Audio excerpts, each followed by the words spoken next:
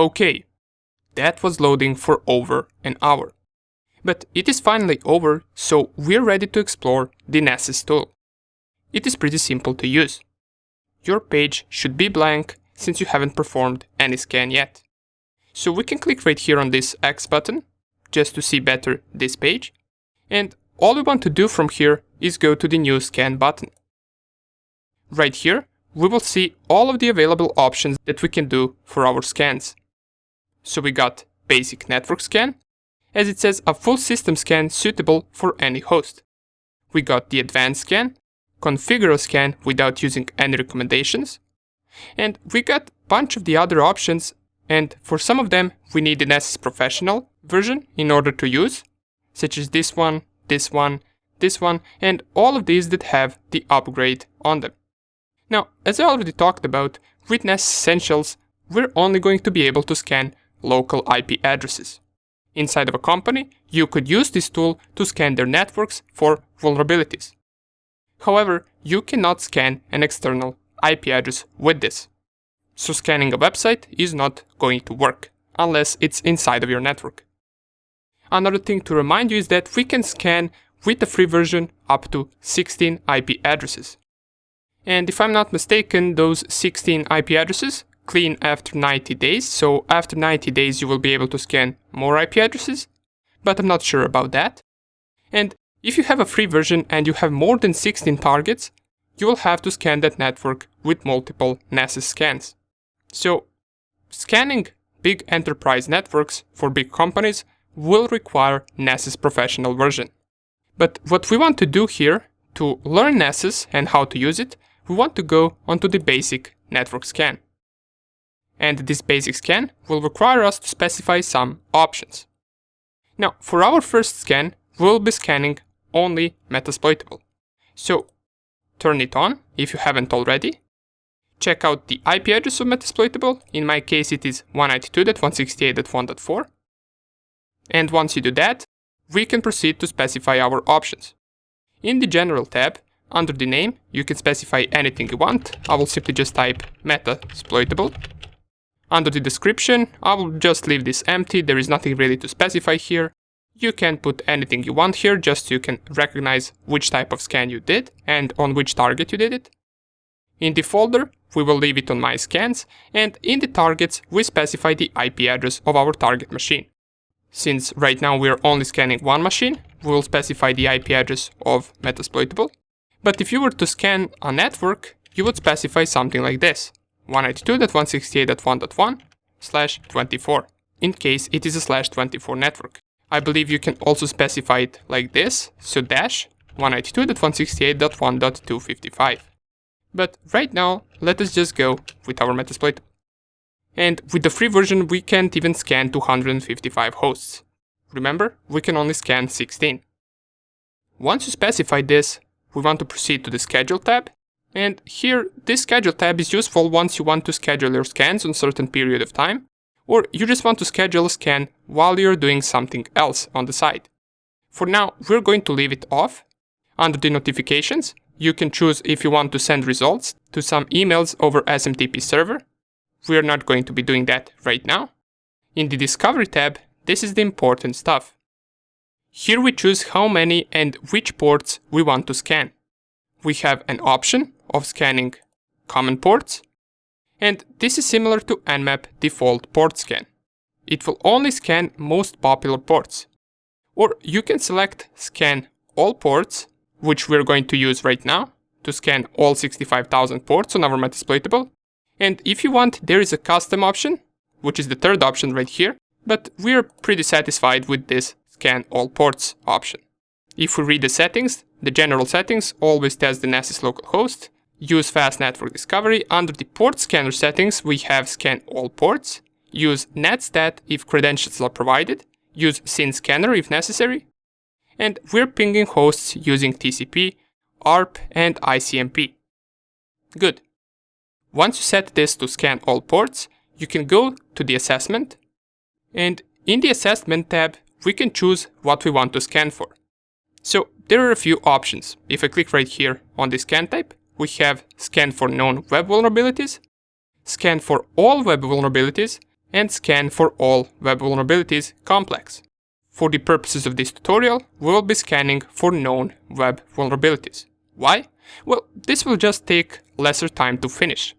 When you run scan for complex web vulnerabilities, it usually takes a lot more time.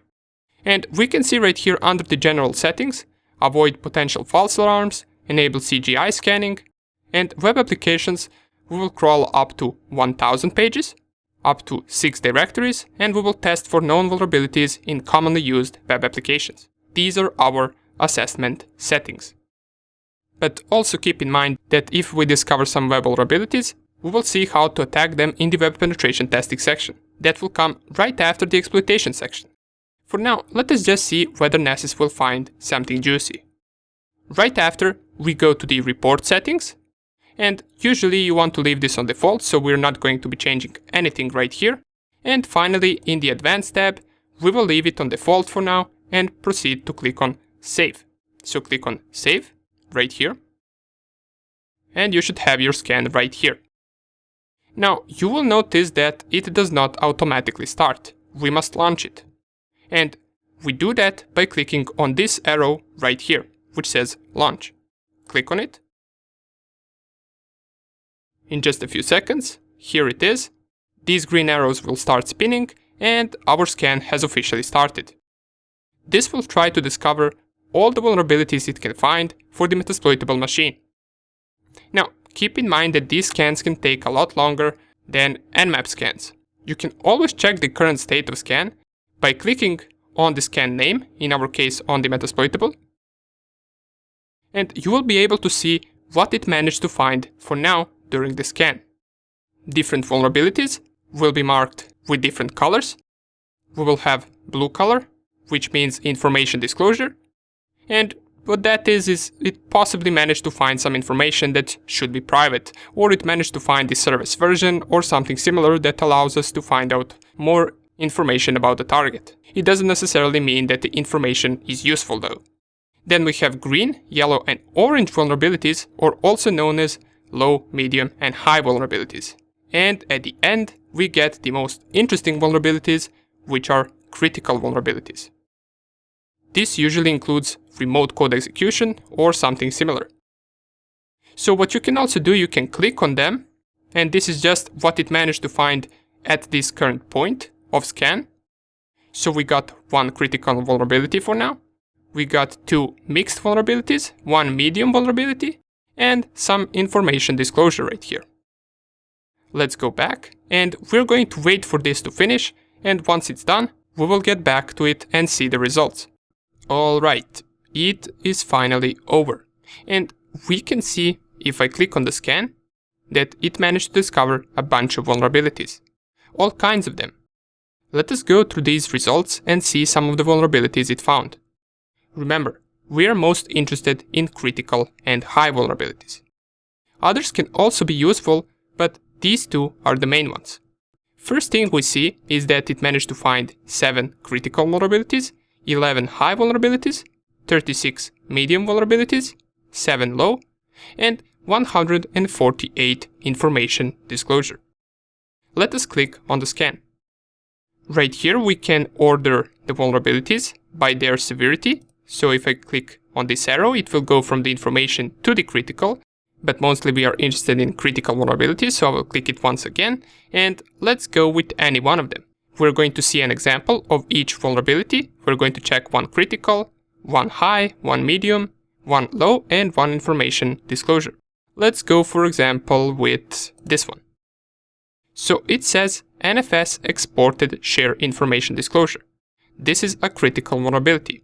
Down here we can see the description, and it says at least one of the NFS shares exported by the remote server could be mounted by the scanning host. An attacker may be able to leverage this to read and possibly write files on remote host. It tells us what is the solution to fix this vulnerability, as it says configure NFS on the remote host so that only authorized hosts can mount its remote shares. Down here it tells us where it found the vulnerability. It found it on our metasploitable on the 2049 UDP port. And what you would do, for example, is you would then Google this vulnerability, which we learned in the previous video where we covered Googling vulnerabilities and search exploit, and you would see how you would exploit this. For now on, we know that this exists. Let's check another critical vulnerability. Let's go, for example, onto this one, bind shell backdoor detection. It says a shell is listening on a remote port without any authentication being required. An attacker may use it by connecting to the remote port and sending commands directly. This seems like a really big problem. And we're going to see in the next section how we can actually gain access from this critical vulnerability. It is very, very easy, trust me. But these types of misconfiguration happen often. Down here we can see the solution, verify the remote host has been compromised, and reinstall the system if necessary. And the actual vulnerability is found on the port 1524 over TCP. Now, since critical vulnerabilities are most important, let us check another one. Let's go on to this one. VNC server password is password.